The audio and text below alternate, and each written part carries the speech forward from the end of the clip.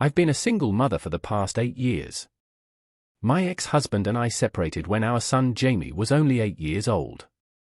There wasn't any of the typical drama you might expect, no shouting matches or accusations of cheating, just two people who had grown apart and decided that they needed different paths in life.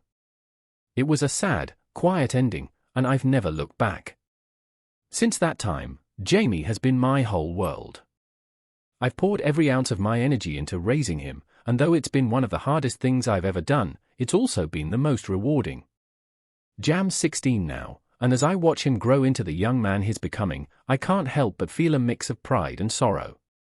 He's smart, responsible, and kind. He does well in school, has a solid group of friends, and is generally a good kid. But at this age, everything changes. He's no longer the little boy who would tell me everything. Now he's pulling away. I know this is a normal part of adolescence, but it's still hard. The closeness we once shared has become distant. He's secretive, distant, and doesn't seem to need me the way he used to. As a mother, it feels like I'm walking a tightrope, wanting to respect his privacy but also desperately trying to stay involved in his life. A few nights ago, everything seemed so normal, so typical. I couldn't have imagined that the evening would end with me questioning everything. I came home from work completely drained.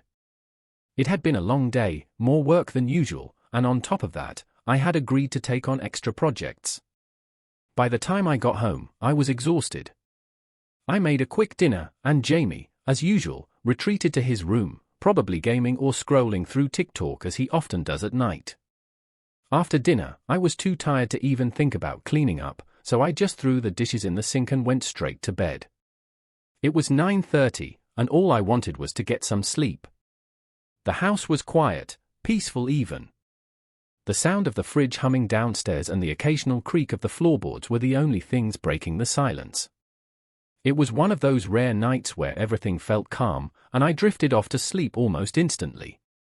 But around 2 a.m., I woke up suddenly. It wasn't a nightmare or a sharp jolt of pain or panic, just a vague, unsettling feeling that something wasn't quite right. The room felt different, and my senses were on alert. The first thing I noticed was the faint creak of my bedroom door. In the dim light from the hallway, I could just make out the shape of someone standing there. At first, I thought it might be a dream or that I was imagining it, but as I blinked and tried to clear my grogginess, I realized it was Jamie. He was standing in the doorway, unmoving, his figure almost a silhouette against the light from the hallway. My heart skipped a beat. Was he sleepwalking? I wasn't sure. His posture was stiff, and he just stood there, staring at me motionless. I squinted at him, trying to wake myself up from the fog of sleep. "Jamie," I whispered, my voice thick with confusion. "What's wrong?" He didn't answer right away, and for a long moment, he didn't even move. It was as if he was debating whether or not to come into the room. Finally, he stepped forward slowly and closed the door behind him without a sound. My heart began to race in my chest. I thought maybe something had happened at school, or maybe he'd had a nightmare. Why else would he come to me at this hour? He sat down on the edge of my bed, his posture slouched, his eyes downcast. I could feel the tension in the air. Something was wrong, and it wasn't just that he had come into my room in the middle of the night. I sat up, trying to assess the situation. "What is it, honey?" I asked gently, putting my hand on his arm. His next words hit me like a thunderclap. "Mom, I know." I froze, blinking, unsure if I heard him right. "No." What? Jamie looked up at me then, his face a mix of hurt and anger, and I felt my stomach drop. "I know about Mr. Harris." Everything inside me went cold. Mr. Harris is my boss. He's also my manager, and to be honest, I've always respected him professionally. However, I'd been aware that there was something unspoken between us. It started with simple work-related texts that turned into longer conversations. At first, it felt harmless, just two adults discussing life goals and struggles, but over time, something shifted. Compliments that started as professional began to feel personal. I'd be lying if I said I didn't feel flattered. After years of feeling invisible, of not being seen, the attention was intoxicating, but I also knew it wasn't right. Jamie's next words knocked me back to reality. "I saw the texts," he said quietly, his voice trembling. "On your phone." I couldn't breathe. How had he seen them when Jamie's voice cracked as he went on, his disappointment palpable?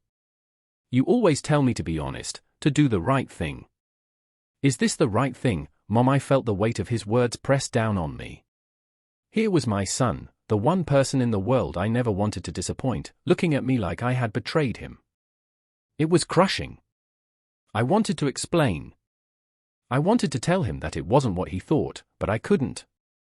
Nothing I said would change how hurt he was. I stammered, trying to find the words. "Jamie, it's complicated." He interrupted, his voice steady but filled with pain. "No, it's not. You tell me not to lie, but you're lying to yourself." He didn't wait for me to respond. He got up and walked out of the room, closing the door quietly behind him. The silence that followed felt suffocating. It's been 3 days since that night, and we haven't spoken about it again. Jamie has been avoiding me, spending all his time in his room, going out for hours without telling me where he's going. I've tried to approach him, to sit down and talk about what happened, but each time I do, he shuts me down. I feel like we're drifting further apart, and it's tearing me apart. Now, I'm left with this question: what do I do next? Do I sit down with him and try to explain everything? Should I tell him that I've ended whatever this thing with Mr. Harris is because I have?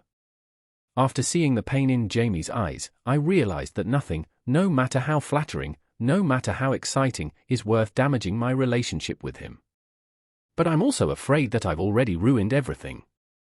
I don't know how to regain his trust.